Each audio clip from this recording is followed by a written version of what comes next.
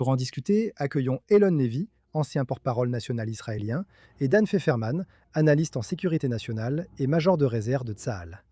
Heureux de vous recevoir deux figures influentes. On en a déjà parlé, ils sont inclus dans ces discussions. Jetons un coup d'œil à certains des dirigeants maintenant. L'un des points à l'ordre du jour est l'accord pour mettre fin à la guerre. Il y a cet accord formel conclu en personne qui sera signé vendredi en Suisse. Nous sommes au courant de cela. Récemment, le président Trump a souligné que l'essentiel de cet accord est ceci. Regardez. Ce qui compte vraiment pour moi, c'est que l'Iran n'aura jamais d'armes nucléaires. Et c'est dit haut et fort.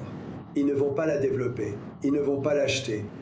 Et ils ne vont rien en faire. Et s'ils le font, ils subiront des conséquences inimaginables. C'est la position de départ du président Trump. Elon Levy, comment Israël perçoit-il cet accord? Trump était en désaccord avec Bibi Netanyahou il y a quelques jours à ce sujet. Tout le monde souhaite un accord éliminant la triple menace du nucléaire iranien, des missiles balistiques et des forces supplétives. Mais l'accord dont on parle, et certainement celui que la vice-présidente a défendu à la télévision, n'est pas cela. C'est un accord qui libère des fonds pour l'Iran en échange de la réouverture du détroit d'Ormuz, puis qui reporte les négociations sur le programme nucléaire. Rappelons que dans le cadre du JCPOA, le mauvais accord d'Obama que Trump a combattu, l'Iran avait aussi affirmé ne développerait pas d'armes nucléaires. Mais il faut vérifier que tout le matériel nucléaire est retiré du pays, que toutes les installations nucléaires sont fermées et que l'Iran n'utilise pas tout cet argent issu de la levée des sanctions pour financer ses forces supplétives et ses missiles balistiques. Donc il y a de l'appréhension ici en Israël. Je vais être honnête, l'Amérique a une position très forte, mais ne l'utilise pas. Comme attendu, Trump a réagi sur Truth Social, affirmant que les 300 millions évoqués relèvent de la désinformation concernant l'argent public. J'aimerais vous poser une question à toutes deux sur le détroit d'Ormuz, car c'est un autre sujet. Lorsque les États-Unis et l'Iran signeront l'accord attendu vendredi, le président Trump affirme que cela rouvrira totalement le détroit. Voici ce qu'il ajoute.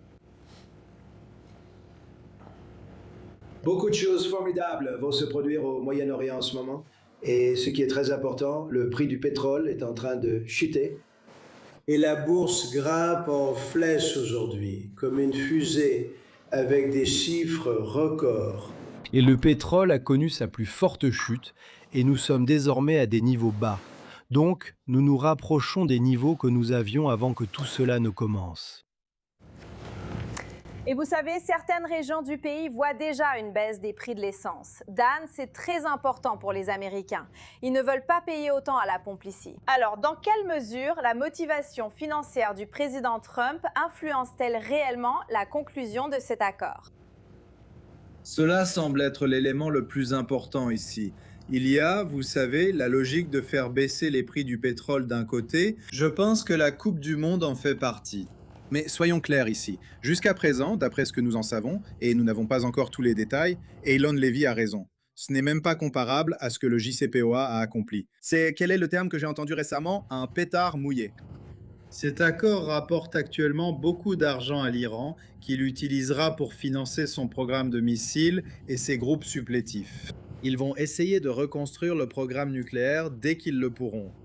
Et tout ce que ça fait, c'est simplement rouvrir le détroit d'Ormuz, que les Iraniens eux-mêmes ont fermé comme principal levier contre les États-Unis et l'Occident. Le plan iranien était de souffrir plus que ce que les États-Unis pouvaient infliger et d'utiliser le détroit d'Ormuz comme moyen de pression et de levier indirect contre les États-Unis. Et il semble que cela ait fonctionné, malheureusement. Je veux être clair cependant. Le vice-président Vance, il a bien dit que cet argent n'irait en Iran que s'ils acceptaient ce à quoi ils se sont engagés dans l'accord. S'ils constatent des progrès, s'ils voient que quelque chose se passe ici, alors potentiellement, ils pourraient recevoir de l'argent des États du Golfe dans le cadre de cet accord. Mais encore une fois, tout cela sera révélé vendredi lorsque nous verrons ce protocole d'accord. Je veux cependant parler de la guerre entre la Russie et l'Ukraine, car c'est à l'ordre du jour aujourd'hui. Vous avez la Russie et l'Ukraine. Ils continuent de se battre. Vous avez le président ukrainien Volodymyr Zelensky. Il assiste à la réunion du G7. Il cherche ici à obtenir du soutien pour mettre fin à la guerre contre la Russie. Tout cela se passe sur fond de tensions entre les États-Unis et l'Iran. Les Russes réparent après qu'un drone ukrainien a frappé une raffinerie à Moscou. Le président Trump a évoqué ces problèmes persistants liés à ce conflit. Regardez ceci. J'ai parlé avec le président Poutine dimanche. C'est pareil, il continue juste à se battre et à perdre des soldats. Il perd tellement de soldats. Rien de tel n'est arrivé depuis la Seconde Guerre mondiale. J'ai réglé 8 guerres. Je croyais que c'était la plus simple à régler. Il y a tout simplement beaucoup d'animosité entre les deux dirigeants. Je veux dire, les États-Unis ont envoyé des milliards de dollars à l'Ukraine. Et cette guerre continue toujours. Le président Trump semble clairement l'avoir relégué au second plan. Ce n'est pas vraiment aussi important pour lui en ce moment.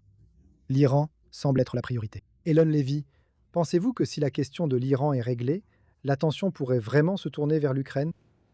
J'espère vraiment que le président Trump pourra mettre fin à cette guerre. Mais pensez à la façon dont la Russie et la Chine interprètent en ce moment la crise avec l'Iran et comment cela les encourage.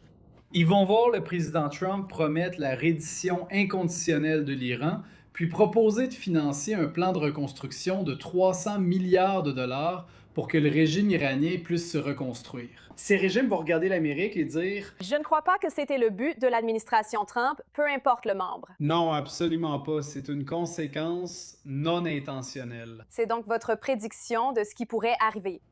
Oui, au lieu de tenir jusqu'au bout, ils diront peut-être que l'Amérique manque de détermination à poursuivre ses objectifs. Nous avons besoin de leadership américain ferme, sinon les adversaires des États-Unis percevront une faiblesse inexistante, ce qui est très dangereux. L'opération Midnight Hammer a clairement montré qu'il ne faut pas provoquer les États-Unis. Et il nous en faut davantage. C'est toujours bien d'avoir un allié comme les États-Unis, surtout quand on se concentre sur le chaos au Moyen-Orient. Commandant Dan Pfefferman et Elon Levy, merci beaucoup de nous avoir rejoints ce matin sur First Edition. Merci. Heureux d'être ici.